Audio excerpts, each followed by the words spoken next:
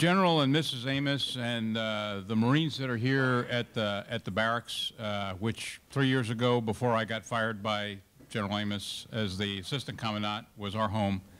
This is a tremendous honor for all of us to be here, whether you're Marines, you have Marines in your family, or you just share the pleasure of the Association of Marines and supporting Marine children in their education. So I know this is going to happen at the end of the dinner, but if you'd please join me in a round of applause for the Marines and the civilians at the barracks that are making this evening happen.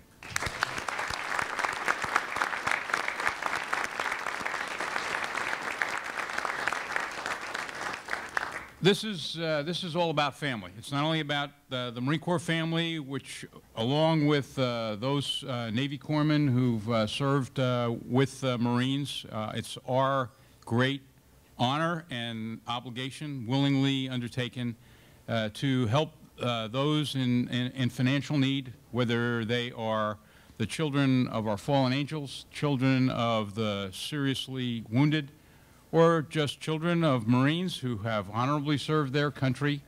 And in many cases, we've put the children of Marines, helped them put them through college, who served, as the Commandant said, not only in Vietnam, but we've even had one of the chosen few whose daughter was helped to go through college in her late 40s, when we just happened to hear that she was trying to figure out how to make it happen, and we said that's our purpose. Our purpose, as commandants have told us, is, and we're honored to be the 5th member of the fire team.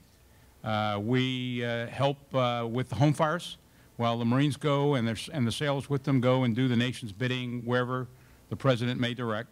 Our job is to help take care of Marines, and by taking care of the education of their children. In this room, we've got some of the most stalwart supporters of that higher purpose.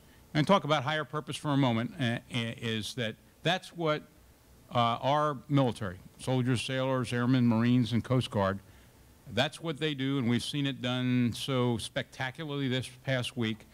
But in a very ordinary way, the men and women who wear the uniform, they do it very unspectacularly, 7 days a week, 365 days a year. And our purpose is to have their back, literally to have their back while they're forward, while they're serving 4 years or 40 years. We're going to help them take care of their children, even if they're not here to do it. Those of you that are here, whether you're working as part of the executive team in the foundation, some of our friends and supporters, and in particular what I call our investors, because those who contribute, whether they contribute small or largely, they are literally investing in the finest young men and women who could get the opportunity to go to college. You are enabling the success of the next generation of America's leaders. There are a lot of great things to talk about tonight. One of the things the Commandant told me was, you're short, so be brief.